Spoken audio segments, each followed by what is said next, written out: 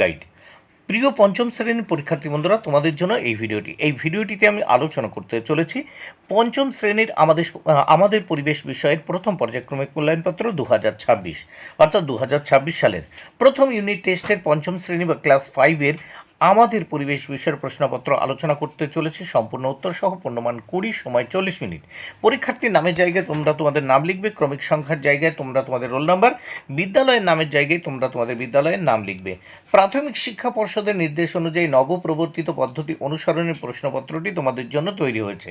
এক দাগে সত্য অথবা মিথ্যা লেখো 4টি প্রশ্নের উত্তর করতে হবে, 4 মার্ক, প্রত্যেকটির জন্য 1 মার্ক করে বরাদ্দ। একের ক, চামড়া আমাদের শরীরের বর্ম, এটি কিন্তু সত্য। খ দাগে দোআঁশ মাটিতে বালি আর কাদা প্রায় সমান সমান থাকে, সত্য। গ দাগে মাটির অনেক নিচের স্তরে বৃষ্টির জল খুব সহজে যাবে, এটি কিন্তু মিথ্যা। ঘ, যক্ষা বা টিবি রোগের জীবাণু খুব মারাত্মক নয়, এটিও মিথ্যা। নেক্সট আমরা দেখব দুই দাগে কি বলেছে, সঠিক উত্তরটির তলায় দাগ দাও। সঠিক উত্তরটির তলায় দাগ দাও। 4টি প্রশ্নের উত্তর করতে হবে, 2 মার্ক, প্রত্যেকটি প্রশ্নের জন্য 1-এর অর্ধেক বা হাফ মার্ক করে বরাদ্দ। 2-এর ক, প্রথম পোষ মেনেছিল, উত্তর কুকুর। খ, একটি শিকারী মাছ হলো বোয়াল মাছ। গ, রোদ শরীরে মেলানিন তৈরি করতে সাহায্য করে, উত্তর রোদ। ঘ, অস্থি মজবুত করার জন্য ক্যালসিয়াম দরকার।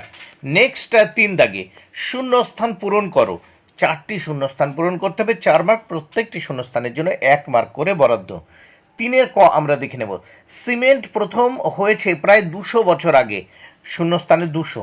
খ, মস ফান্ডরাও মাটি তৈরিতে সাহায্য করে, শূন্যস্থানে মাটি। গ, নখের যত্ন না নিলে জীবাণু ঢুকে নখকুনি হয়, শূন্যস্থানে জীবাণু।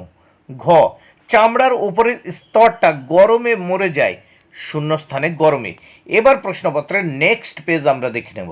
নেক্সট পেজে কি বলেছে দেখে নেওয়া যাক। 4 দাগে বলেছে একটি বাক্যে প্রশ্নগুলির উত্তর লেখো। 4টি প্রশ্নের উত্তর করতে হবে, 4 মার্ক, প্রত্যেকটি প্রশ্নের জন্য 1 মার্ক করে বরাদ্দ। 4-এর কম, কোন প্রাণীর গা ভর্তি শক্ত খাড়া খাড়া লোম, উত্তর সজারুর গা ভর্তি শক্ত খাড়া খাড়া লোম থাকে। খ, মাটি কয় প্রকার, উত্তর মাটি প্রধানত 3 প্রকার, মাটির কণার আকার ও উপাদানের উপর ভিত্তি করে এই ভাগ করা হয়। গ, হাড়ের জোড়কে কি বলে, উত্তর আমাদের শরীরে হাড়ের জোড়কে বা সংযোগ স্থলকে গাঁট বা সন্ধি বলা হয়। ঘ, একটি বন্য প্রাণীর নাম লেখো, উত্তর একটি পরিচিত বন্য প্রাণীর নাম হলো রয়্যাল বেঙ্গল টাইগার বা বাঘ। এবার 5 দাগে নিচের প্রশ্নগুলির উত্তর লেখো। 3টি প্রশ্নের উত্তর করতে হবে, 6 মার্ক, প্রত্যেকটি প্রশ্নের জন্য কিন্তু 2 মার্ক করে বরাদ্দ। 5-এর ক, মেরুদণ্ডী প্রাণী কাকে বলে, একটি উদাহরণ দাও।